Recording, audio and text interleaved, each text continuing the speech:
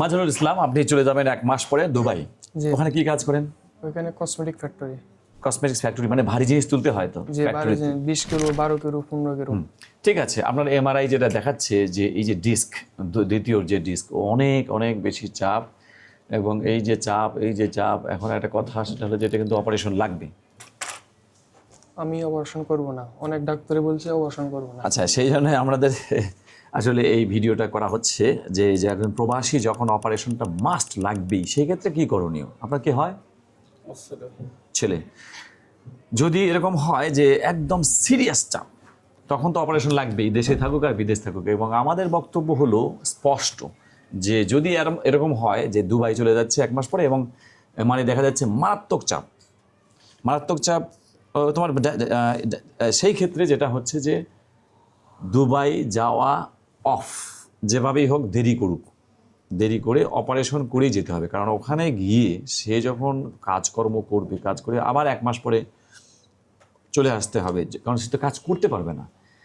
যখনই ভাবে আমার অপারেশন করা লাগবে ওখানে, অথবা চলে আসতে হবে। যেহেতু ওখানে সম্ভব নয়, সেহেতু আবার দেশেই আসতে হবে। তাহলে কি হলো, দাঁড়ালো যে অনেক টাকা মাঝখান থেকে নষ্ট হয়ে গেল।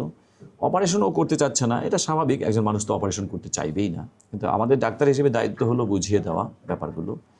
অপারেশন কেউই চায় না, এবং আমি হলেও চাইতাম না যে অপারেশন না করি, কিন্তু আমরা সেটাই চেষ্টা করি যে অপারেশন না করি যাতে ভালো হয়।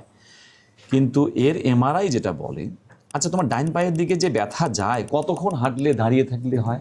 হাঁটলে ব্যথা করে, দাঁড়িয়ে থাকলে ব্যথা করে, শুয়ে থাকলে ব্যথা করে, 24 ঘন্টায় ব্যথা করে। অবশ নাই? যে না, আপনি এনে কলারটা নিচে করলে এখানে টান খেতেছে, কাশি দিলে ব্যথা এখানে আছে। তাহলে কি হলো?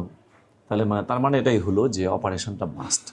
আচ্ছা, তাহলে আপনার ছেলে, আমি বলি যে দুবাই ছিল আগে থেকেই নাকি এবার প্রথম যাচ্ছে? 4 বছর। 4 বছর থেকে আসছো কবে? 21 সালে আপনি ট্রিটমেন্ট করছিলাম আর কি। আমার কাছে চিকিৎসা করেছো? এখানে না, বাইরে। 4 বছর কোনো ট্রিটমেন্ট হয়নি দুবাইতে, এখন আসি ট্রিটমেন্ট করার জন্য। হ্যাঁ, না আমি ইপিএলআইডি ধরা পড়েছিল 4 বছর আগে। জি।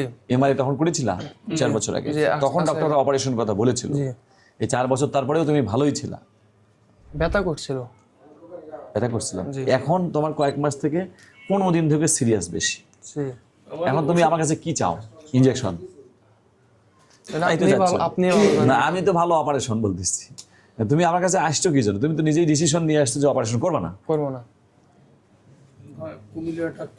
এমন কোনো নাই ডক্টর পৃথিবীতে যে ডাক্তার বলবে এই রোগীর অপারেশন লাগবে না, এমন কোনো ডাক্তার সারা পৃথিবীতে পাওয়া যাবে না। 15 দিন পরে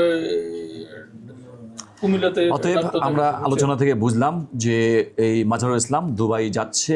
আমি কিছুতেই তাকে অপারেশন ছাড়া অন্য কোনো চিকিৎসার কথা বলতে পারি না। ইভেন আমি আসলে ইনজেকশনও দিতে চাই না। আমি সাধারণত যারা বাইরে যাচ্ছে তাদের অপারেশন লাগার মতো হলে ইনজেকশন দিই, ইনজেকশন দিয়ে যদি মানে ভালো হওয়ার মতো হলে আর কি, সেই ক্ষেত্রে। কিন্তু যখন এত বেশি চাপ থাকে তখন তো আসলে ইনজেকশন দিয়ে তার সঙ্গে এটা প্রতারণা না, সেটা আমি বলবো যে তার চিকিৎসাটা বিলম্বিত করা এবং আরও ক্ষতির দিকে নিয়ে যাওয়া। হয়তো সে দেখা গেলো যে এখানে টাকা লাগলো, আবার বাইরে দেশের বাইরে গেল, আবার চলে আসলো অপারেশনের জন্য। এই যে টাইম লস, টাকা লস হিউজ, এইটা কখনোই করতে দেওয়া যাবে না। সুতরাং সচেতন একজন মানুষ হিসেবে আমার দায়িত্ব হলো সঠিকটাই বলে দেওয়া যে ওর অপারেশন মাস্ট করতেই হবে।